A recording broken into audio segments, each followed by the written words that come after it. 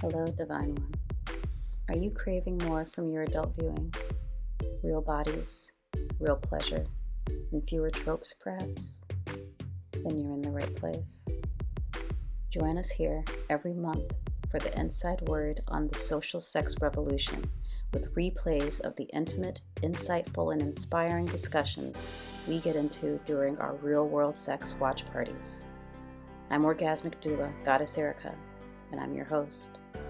Now get comfortable, because we're about to go deep.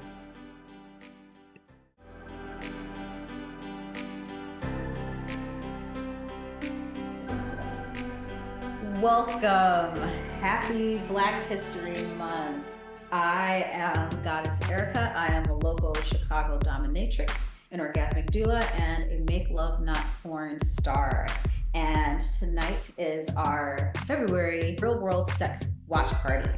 And the Real World Sex Watch Party is a part of Make Love Not Porn. Make Love Not Porn is a counterpoint to the standard versions of sex that you see on the internet via standard porn. So you're going to see people who are actually engaging in activity with each other that is less performative and more exhibitionist. And if you are here, we welcome you to the Social Sex Revolution. We are going to be sharing conversations about the many different ways that people experience and share and engage in sex. And by doing this, we will be promoting healthy sexual values and spreading that across the internet. Also, if you're here with me tonight, thank you very much. And as a thank you, I will be offering a free viewing credit if you've signed up in the usual places and you also have a Make Love Not Porn account. Big Daddy will be dropping the link in the chat in a little bit. But if you have both of those things checked off, then you will be receiving on your Make Love Not Porn account a free viewing credit as a thank you for being here tonight. As I was mentioning, this is my watch party where we share previews of the content that is on Make Love Not Porn.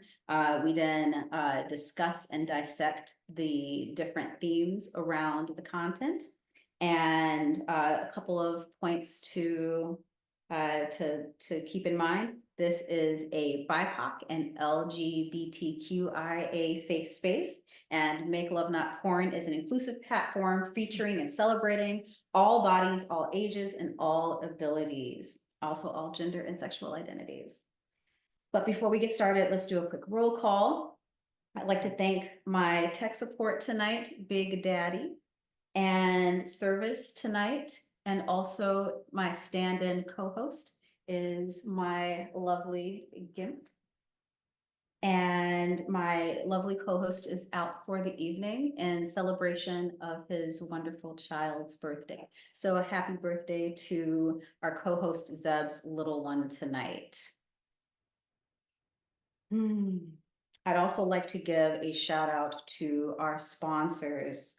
Our sponsor tonight is Make Love Not Porn. Without Make Love Not Porn TV and the permission of our community of Make Love Not Porn stars, we would be unable to share this wonderful watch party with you tonight. So thank you to everyone who has given us permission to share this content in this space. And also I'd like to give a wonderful thank you to the curators of the lovely space that we find ourselves in tonight. This is Chicago Dungeon Rentals.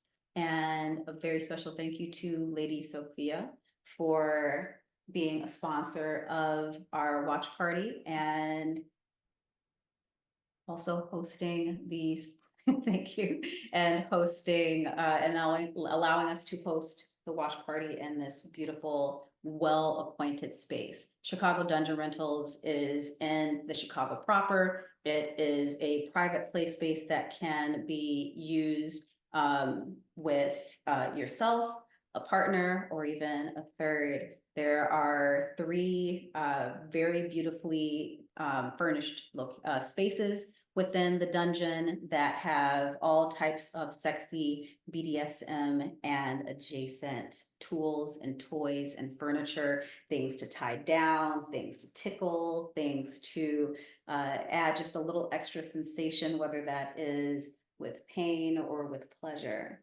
If you are interested in any of, in trying out any of those things, exploring for yourself, then we will be sharing the information for Chicago Dungeon Rentals as well in the comments and also in our newsletter after the watch party tonight.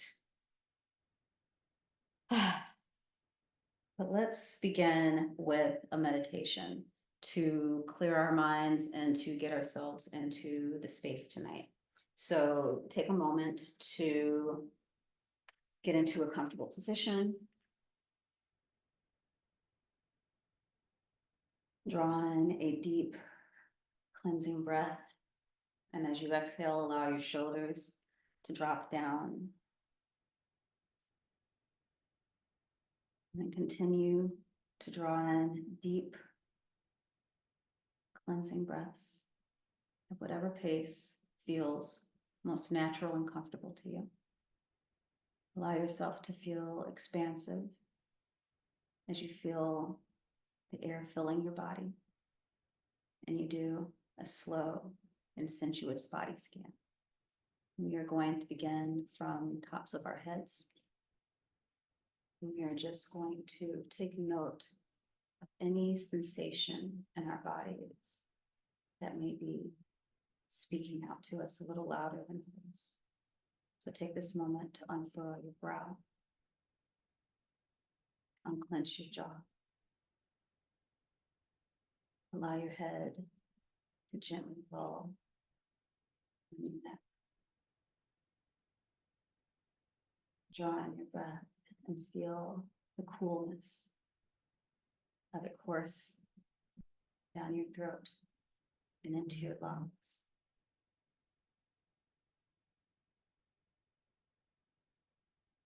Feel your lungs expand. Take pleasure in the feeling of that expansiveness. Allow yourself to feel your heart opening yourself to new sensations, experiences, thoughts, ideas.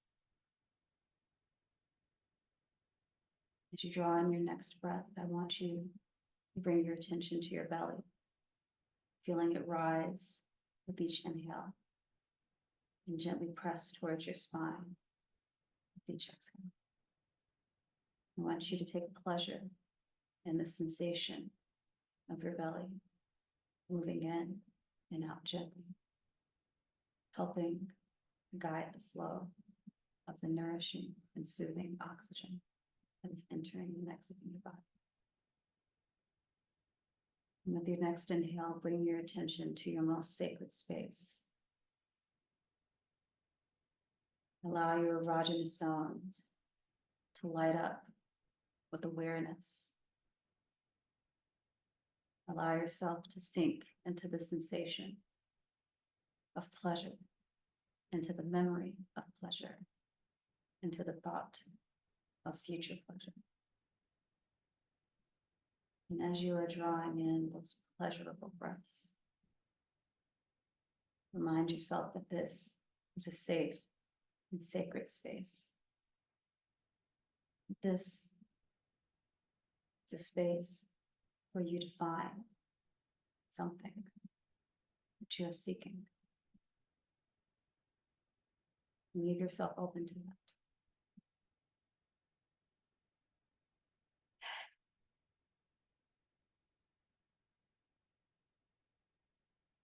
With your next few breaths, allow yourself to come into this room and into this space with us, because we are about to embark on a journey. Tonight's theme is everything Black. We are going to be recording the watch party, so thank you for allowing us to do so. With the recording of this watch party, we will be sharing the clean portions of it. On the internet, we have just set up a new YouTube channel. If you are not currently following, Big Daddy will be dropping all of that information in the chat at the end of the watch party. Let's begin by diving right into the topic. We're going to create space for you to share your thoughts via the chat if you are interested in participating in the conversation. The way that the watch party is going now, I think I failed to mention that earlier. The way that the watch party will be structured is that we will have a discussion at the beginning where we will talk for about 20 to 30 minutes about the topic for the evening. And then afterwards, we will be sharing some previews. And then we will end with a beautiful benediction. So please do stick around for that. Also, some housekeeping. We practice conscious masculinity in this space, so please do not harass the women in our audience. If you are being harassed by a guest, please DM our moderator, Big Daddy. He'll be throwing up his hand in just a second. Also, please keep the comments in the chat positive or you will be booted immediately. We do not yuck other people's yum in this space. Not everything that is pleasurable is meant to be pleasurable to you.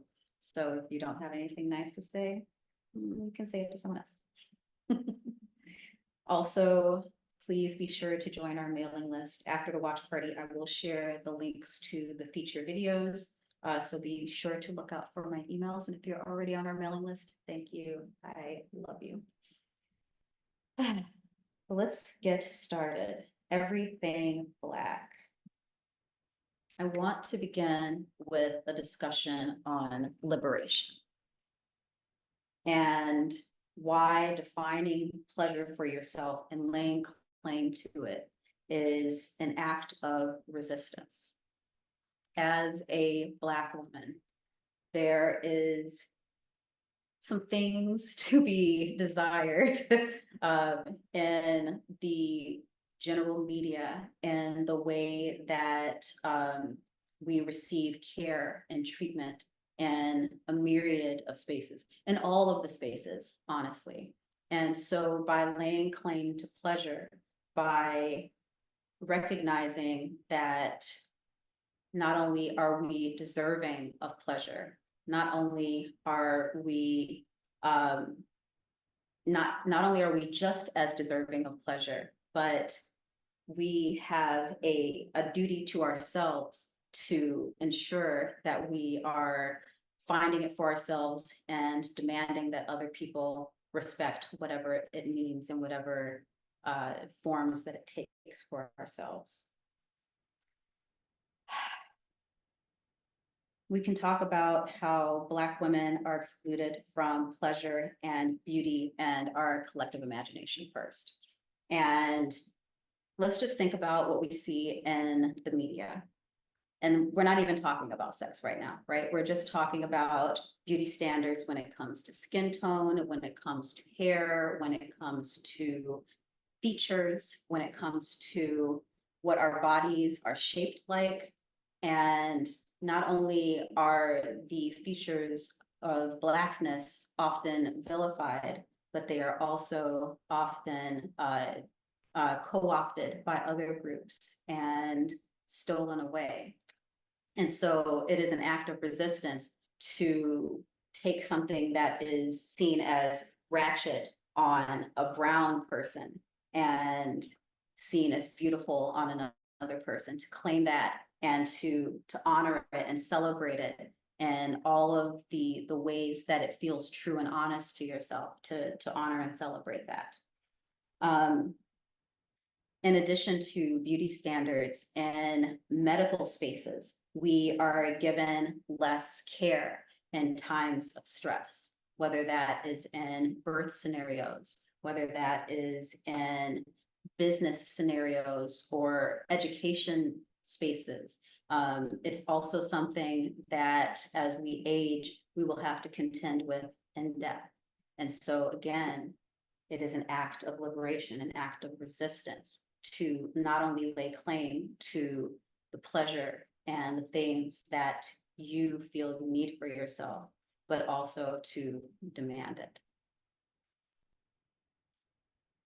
We can also talk about our loving relationships. Yes. So in our loving relationships, Black love is less frequently highlighted. Black love is less frequently celebrated in the media.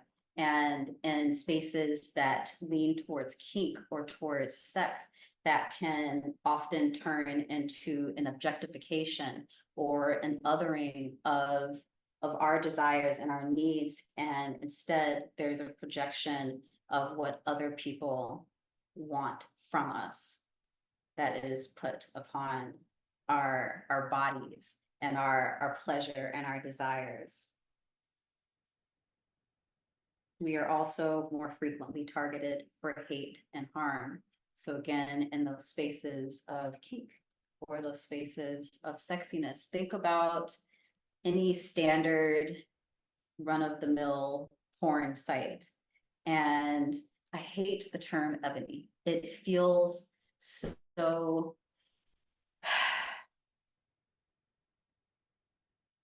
it feels so out of place. And I think that it's intentional that it's out of place because it's objectifying. It's creating an object out of the tone of my skin, of my features. When you hear ebony, you don't think Black love. You don't think Black pleasure. You think, you've seen the stuff. I won't go into detail, but it's very difficult to see yourself in the face of someone who isn't actually having their desires considered. When the person who looks like you is playing a role or is fitting into a role based on the expectations of what that body can do or have done to it.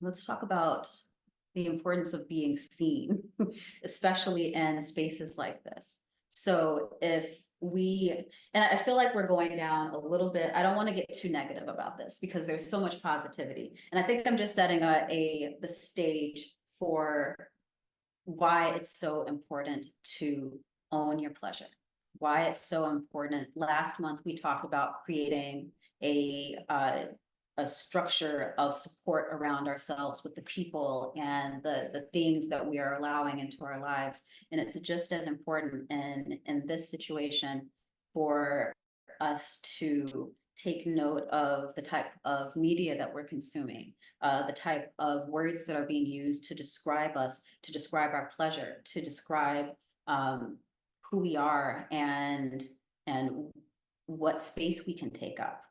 Instead of being told, it's so much better to lead that conversation, to be at the helm of your pleasure. And when you are taking ownership of your pleasure and you are learning to fearlessly embrace that, in that act, you are allowing yourself to be seen. And when you are allowing yourself to be seen in your truth, then we began to see a much more beautiful variation, a spectrum of pleasure that comes from the Black experience that is not being parsed out in the mainstream, because the mainstream is inherently anti-Black. And in order to resist that, you have to tell your story. You have to tell your truth. You have to live in your truth. You have to be proud and unshakable and your desires. And that's not always easy if you're not seeing it. Being seen in the world and giving our pleasure and receiving pleasure also extends to, again, birth and death as well. Something that I really love about the last 5 years is that a statistic that has been shifting very perceptibly is after the COVID-19 pandemic, a lot more Black women began seeking home birth support.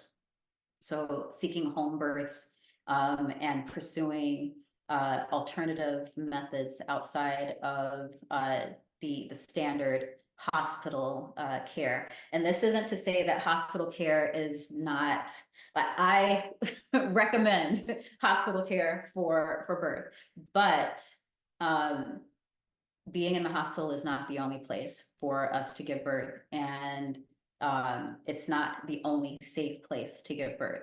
And particularly for people in Black bodies, people born with vaginas and Black bodies, being in a hospital comes with a list of potential things that can not necessarily go in your favor because of the inherent anti-Blackness of the society that we live in. So a lot more Black women are seeking home birth. They are seeking orgasmic births. They are looking for ways to reclaim pleasure in spaces where not only pleasure has been denied, but it hasn't even been considered. In death, I am a woman in my 40s, and I am beginning to think a lot more about what the next 30 years of my life are going to be like, what the last 10 years of my life are going to be like. And as a woman who has lived in a Black body for the entirety of my life and experienced different levels and types of anti-Blackness, I recognize that there is a very large chance that my path towards my death is also going to be littered with some anti-Black sentiments as well. And as someone who likes to plan ahead, wouldn't it be wonderful to take the same defiance and the same resistance to oppression that I bring into birth spaces, that I bring into life experiences, and to use that to mold the way that I engage with death and dying. So that is what it means to me to use to define pleasure for myself as an act of resistance. That is what I think it means for you to define pleasure for yourself and use it as resistance. Let's talk about full body pleasure and states of being and relating. Let's talk about relating. You've been quiet. Yes, this is, can we just acknowledge that we're talking about Black history stuff? We're talking about Black stuff, and my white submissive is here sitting next to me. And it's a difficult conversation, and I know you're trying to be very careful with the words that you say and how you insert yourself into the conversation. So I appreciate that you are being careful, but you are free to engage. Thank you. You're welcome. Let's talk about pleasure. Let's talk about relationships. Let's talk about being in relationships with Black people. No, not to put you on the spot or anything. No, I'm not gonna torture you, in front of all of these people like this, like this. I could find far more creative ways. There are options for, if you want to see how she tortures me, there are options for that on Make Love Not Porn. There are definitely, there are options for that as well. So the first thing that I want to talk about is, dating Black people in kink spaces. I want to talk about that first and foremost, just because I am a dominatrix and, you know, I have some thoughts about some things. And the first thing is that, I maybe doesn't need to be acknowledged, but I'm going to acknowledge the fact that BDSM and kink are rooted in oppression. The behaviors, the hierarchies, the power dynamics, and the way that things are structured, the language, it is derived from slavery. It is derived from forced control. It is derived from using power to control less power, people with less power, using your power to control people with less power. It has a dark history, and you know, and in that darkness, people have found ways to redefine the behaviors, to change the language, to adjust the thinking behind certain behaviors in order to glean from it the visceral pleasures of being able to play and create experiences for yourself, without all of the harmful things that come from it. And so I'm going to try not to be so vague, because I just kind of glazed over a little bit. That was a little bit vague, but what I mean by control and submission is that the mainstream understanding of what it means to be dominant and submissive comes with this inherent idea of force or even coercion, or even if the force isn't by tying someone up or holding them down or handcuffs or, you know, things like that. It can be in the understanding or the acceptance of the role that may be inherently bestowed upon you because of the body that you find yourself in. So, you know, there are lots of white men in dominant roles. There are also plenty of Black men in dominant roles. What you don't hear about as much, what you don't see as highlighted, what tends to get suppressed is and that is not to complain or to seek pity. I need no pity, but the point that I'm trying to make is that there is an accepted idea of what dominance looks like, and it often can be a caricature of the things that were incredibly harmful to Black people in the past. And instead of running away from the grittiness of that history, I think that what is a healthier approach is to peer into those shadows and to see, break down what is going on in people's minds when they desire to have control or to let go of control, or to feel themselves in restraints. It doesn't have to be about feeling, about exerting your power over someone more so than it can be about two people engaging, or what it should be is two people engaging in a equal play where there's an agreement of how the play is laid out. It's no different than when we were kids and somebody's it and somebody's being chased. And it doesn't mean that the person who's it is, you know, is always going to be in that position of power. It just means that the agreement, that the agreement that people that they have made is in play during that scenario. And it's not any different when you're entering a play space. When we enter this dungeon, we're just two people. And when we close the door, then we are able to turn this into a playground where you're being chased and caught. But even in that terminology, do you hear it?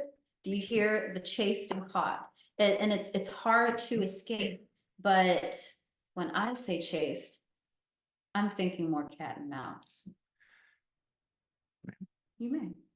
And the things you brought up too about like language we use and how with kink, it is, you know, it's all these power dynamics and the language that we use from it, especially here in the United States, we are what that looks like, what a dominant and submissive relationship looks like is highly and heavily informed by the media we consume, the history we're taught, what these things are, the words we use. And you even talked earlier about porn tags. And we start looking at those tags and the words that we use there are all deeply rooted in older non-consensual power dynamics in American history Non-consensual. that leads that even now we use in BDSM, because when you're tying people up and you're holding a bullwhip, it these things bleed in subconsciously. Yeah. And having that conscious conversation, the very first time we met, we had that conversation about language and race, and we were very conscious about it. It was a good hour into the negotiation when we finally broached that subject, when we realized we did want to explore a BDSM dynamic Together. and then we went, okay, let's take a look at the elephant in the room and ask the question. And we found that we had the same opinions, sensibilities about it, but there are lots of people. You have shown me your inbox before about, and the language white men have used towards you as a Black dominant who's put herself out there as a professional. And whew, yeah, I mean, what's interesting is that, you know, you can't really allow yourself to be offended by strangers. And the world operates the way that the world operates, but it's true. We had to have that conversation. We have to talk about race play is a non-negotiable. We don't do it. I don't do it. You don't play with me if race play is your thing. And you know, and it's important to recognize and to be really intentional when entering these spaces to acknowledge and understand. And that's why it's so important to make sure that Black history is taught, to make sure that we are pushing to educate people about what happened in the past to Black people in this country. Because if we allow it to fade from memory, and we're not going to allow it to fade from memory, but if the intention to allow it to fade from memory were to actually succeed, it doesn't just stop with job opportunities or violence in the street, it also bleeds into our bedrooms. It also bleeds into our pleasure. It bleeds into the way that we relate to the people around us. It bleeds into the depth of connection that we're allowed or that we are able to find between ourselves and other people, because we are we would be rendering ourselves ignorant to knowledge that could allow us to actually evolve further instead of stagnating in these spaces. And these spaces are, I mean, when we talk about kink spaces, whether it's a professional lifestyle space or if someone who's hosting a private party, kink spaces have traditionally and have always been white spaces. The from it's, white suburbia in the 1970s with swinger parties, key parties, and and the rise of pornography and BDSM and kink. A lot of these spaces have always been very white, and a lot of the BDSM culture, because of that, is very white. White centered. And It's okay. I was just going to add that it also there's a level of affluence that is required in order to enter these spaces. There's a lot of imagery. Toys are not cheap. Dungeons are not cheap. Beds where you can tie people onto, also not cheap. And it's a lot of, let's say, it was a conversation I was having with someone recently about how they had gone to a play party very eyes wide shut, and there was this whole dynamic. The dominants were enjoying the party, the submissives were serving the party. It was very service submissive oriented, and everyone's dressed to the nines, and they're in all. It was a very expensive experience, but it's and because the conversation of people without that level of affluence are doing the exact same thing, just without the trappings of wealth, because the core of BDSM, that power dynamic, the energy of it is it doesn't cost anything, but we've associated so many really expensive things of a high production value for kink, for sure. and there's a weird polish to kink and this like extra play, and it doesn't necessarily mean and I would like to just clarify that when I'm talking about like affluence and stuff, I'm not assuming that like all Black and brown people are not affluent. What I am saying is that there are limiters to people being able to engage in these things.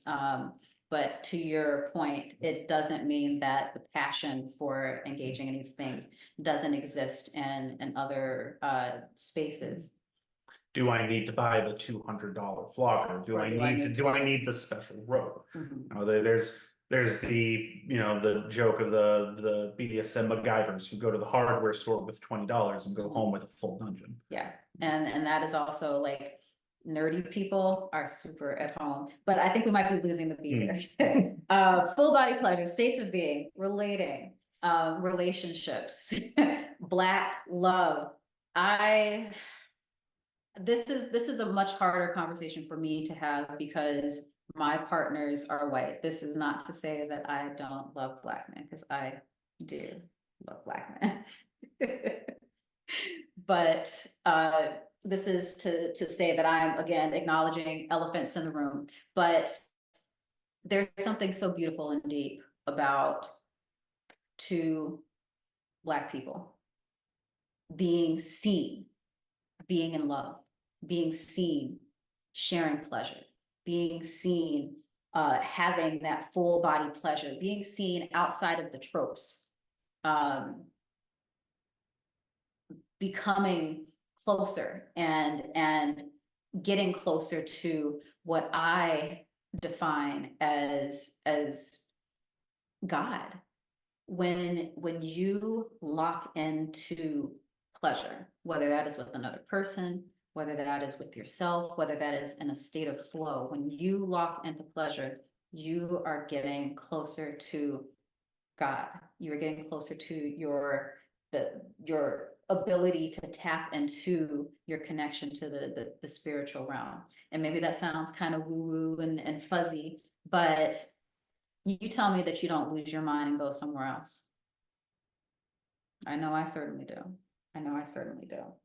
But yeah, we need to see more Black people being loved and celebrated and rewarded, and not just in the regular, degular, vanilla spaces, and all of the spaces, and porn, and spaces like Make Love Not Porn, where they aren't calling themselves porn, adult content. We need to see more Black love, which is why I'm a fan of promoting it always. We also need to see it more in kink spaces. It is why I exist loud and proud in kink spaces, because Black female dominance that is not playing into the tropes of what it means to be dominant. And so I guess maybe I can just like touch a little bit on what that means, because I've probably been dancing around. I'm trying to keep it clean for the algorithms, okay, people? It's hard. It's really hard to do. But I don't believe in coercion. You give your submission to me willingly. I don't have to tie you down. I don't have to hold you down. And I realize that we are in a play space, and that we just talked about, like, we're pretending cat and mouse, and and so yes, I could pretend to tie you up, but oh, it is so much juicier, to see you on your knees without me having to lift a finger. Like, and also, why should I lift a finger? My ancestors lifted so many fingers. So yes, there's something really beautiful about not having to use coercion, and by allowing it. We are both receiving in our dynamic.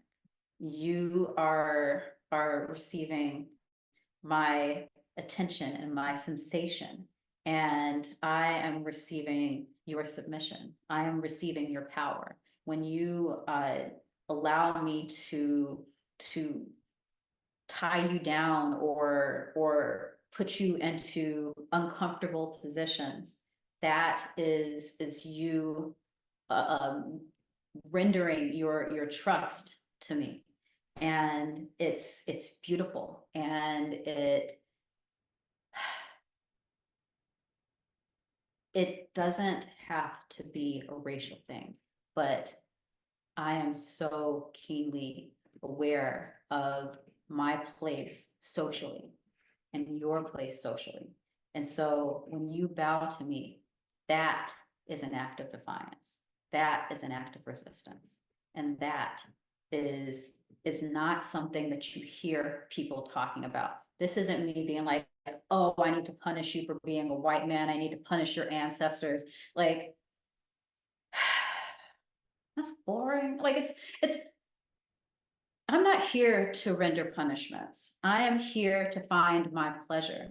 And it pleases me greatly to see you take the things that are so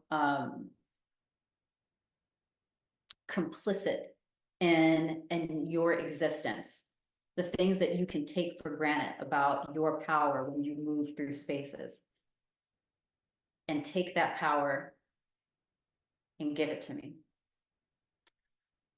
The styles that we engage in within our relationship, our dynamic, that I really enjoy is spiritual BDSM.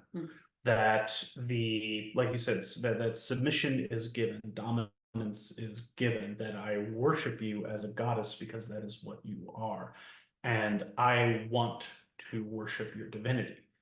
If you tell me to put my hand on the table and not to move it, you don't need to staple it down.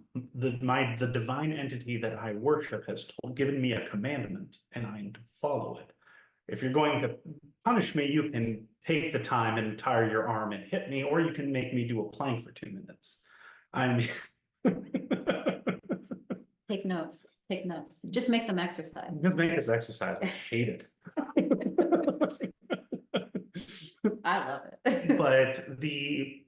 But we see that in those spaces of people who are looking for certain kinds of domination, whether that style, that craving, that need we have as masochists and submissives, and there's so many different types of submissive and desires that we have, but I find a much more profound submission in that willingly giving that Yeah. power to you because it is yours and rightfully so to have. It's like sinking into a meditative state, the letting go, and not having to force that out of you.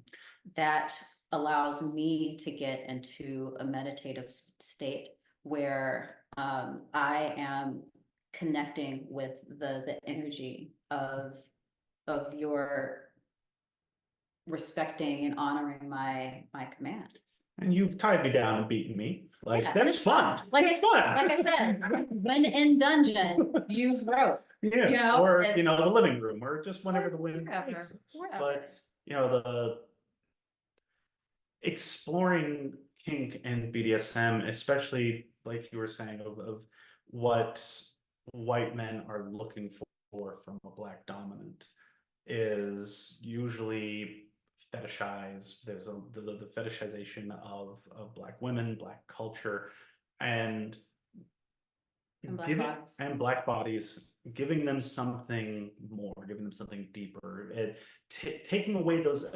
expectations and that they have been given by certain industries, and giving them something that is so much more soulful, so much more spiritual.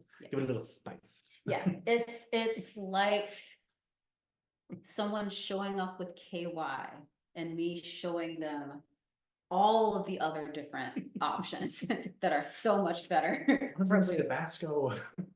That's a kink. That is a kink. That's a kink. There's a sprig of ginger up there. It's definitely not my kink, but Mm. but yes, there's something really beautiful about that power exchange Mhm. when it comes from a spiritual space, when it comes from a quiet space, when you can sit with it and really ponder on it and the stillness. Let's talk about Make Love Not Porn and what that looks like when you go onto their site. So I am a Make Love Not Porn star. I'm also a Make Love Not Porn ambassador. And one of the reasons that my spicy content is only on Make Love Not Porn is because of the way that they structure their content and the way that it's shared. First of all, let's talk about the community of Make Love Not Porn. You're going to see a range of different representations of Black love, first off. You're going to see different ways that we're experiencing pleasure, where you're going to see different creative expressions of how we are engaging in sex and play and lovemaking. But you're also going to see that the tropes are removed, and what it's replaced with is a sense of connection to the beautiful Make Love Not Porn stars who are so excited to share their lovemaking and their sexy fun, and they're just geeking out on sexy stuff. And when you see that through Black bodies, that's Black joy. That's like, that is, and you hear about it in all of the other spaces, but you don't hear about it in the sexy spaces. This is where you can find Black joy. Also, there's a freedom of expression on Make Love Not Porn. You're going to see vanilla sex, you're going to see kinky sex, you're going to see queer sex, you're going to see solo sex, you're going to see group sex, and all of that with representation for Black people. You're not just going to see a bunch of Black guys going at it on little tiny white women. You're going to see Black love. You're going to see Black pleasure. You're going to, it's refreshing. It's so incredibly refreshing. Make Love Not Porn is great for visibility. They have tags that are less othering and less objectifying. So they have what they call their dictionary, and they've taken all of the kind of problematic tropish terms that you would see in mainstream porn. Um, you're not going to like backdoor action is called oh wow hey now, I think. I that might be a little bit hard to remember, but the idea that instead of jacking off, it's jilling off, or instead of ebony, it's black love, instead of like they're being incredibly intentional about the language that they use when people are searching for specific terms. And they also are incredibly welcoming to suggestions for terms that skirt or go around the regular mainstream terms that we're hearing. And that is, again, a way of performing resistance in a world where we're only given this little tiny handful of terms and this little tiny handful of ideas about what pleasure and about what we should call things, and we're turning it all on its head.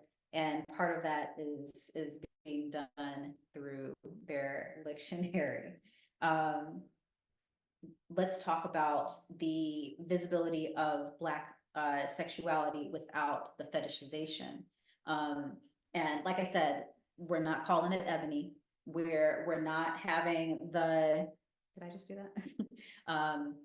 We're not doing the gangbangs that seem to also other everybody. Nobody, I'm not gonna give my opinions on gangbang, mainstream gangbangs. I love a good group scene, but like, let's not just be using people, shall we? Unless we're into that. And look, I'm not kink shaming that, everything for everybody. I'm just saying, can we get some more options? Can we get some more options? Yes, we can. Here on Make Love Not Porn. And also, Make Love Not Porn is a space that values and champions safety. So it is harassment-free space. The comments on videos are screened to make sure that language and comments that can be harmful or objectifying in ways that we don't want to be objectified. As a matter of fact, if you become a Make Love Not Porn star, you own all of your content, and when you post to the site, everyone who is involved in the creation of the video, whether you're in front of the camera or behind the camera, have the right to reach out to the curators and request that things are taken down immediately. They do it very quickly. If you want to reach out to them with questions, they are really quick to respond. They do such a great job of maintaining a safe space for their Make Love Not Porn stars and the community of viewers that are with them. And they also, when you post onto the site, you have to make sure that everyone has an identification. There is an actual human being. So what human curated means is that there is an actual human being who looks at the entire video whenever you post something to the site. And by doing that, they are making sure that there is nothing harmful going on. They're making sure that everyone who says that they're in the video is actually in the video. They're making sure that there are no copyright issues with music or sounds in the background. That also includes like television in the black background. They are making sure that like things have uploaded correctly and that the lighting is, you're able to actually like see what's going on. they are so deeply involved in making sure that what you post to the site is good and also safe, and also safe from predatory behaviors. They also have a requirement that anything that you post on their site is not posted anywhere else on the internet, and they do this to make sure that nothing gets leaked. And so these are things that you wouldn't necessarily have extended to you in other spaces. And it's one of the reasons why I absolutely love Make Love Not Porn. And we have gone on for quite a bit talking about all of these wonderful topics. And now I think it's time for us to actually see that in action. So the way that we have set up the watch parties, we do the talk before and then we show the stuff afterwards.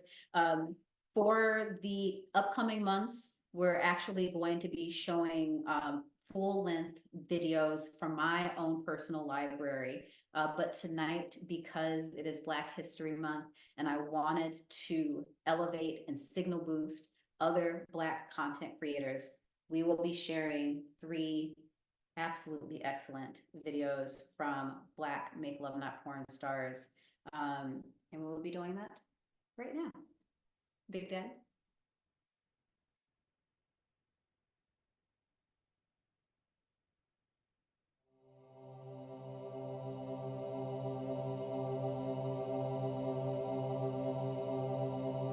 Gonna be queuing up the next one. So that was 66, and that was Eating Pussy and Finished with Her Tits. Enthusiasm. The enthusiasm. Enthusiasm. The enthusiasm. It was delicious. It was absolutely delicious. Mm. Big Daddy, you can roll the next one. The next one is Dream Therapy 05.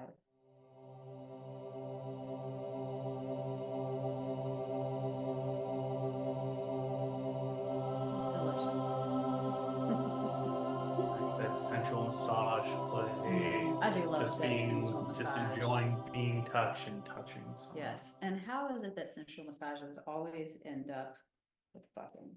I'm not complaining. I'm certainly complaining. More massages, please. And that was Massage y Sexo. Our next one is by Morochita, and this is Having Some Fun in My Office.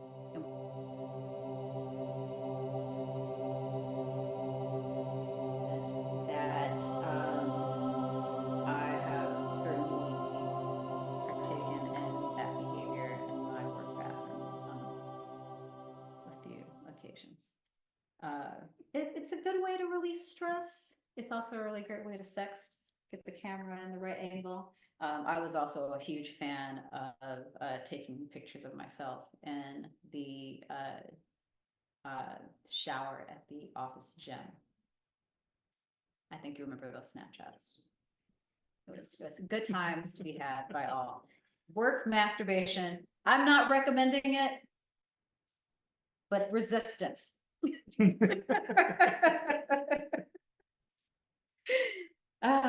But with that, Boss makes $1, I make a dime, and so I masturbate on company. yes. So I masturbate on company time. You know, hey. And there's a lot of masturbation videos on Make Love Not Porn. There is There's- something powerful about the self-love, the self-confidence and actualization of just putting a camera in front of yourself and just loving yourself. Yeah. And then putting that out for the world to see. It's That excellent. it is, again, being seen, being in pleasure, being in full body pleasure, owning your pleasure, taking it in whatever context feels good and right to you, not what you're told, but what you want and need. And that is our show for tonight. Thank you for joining tonight's watch party. It was an honor and a pleasure to share this space. It was an honor and a pleasure to share this space of pleasure and vulnerability with you tonight. So to conclude our evening, let's all collectively take a deep inhale and release an even deeper audible sigh. You are now released from this space. My divinity.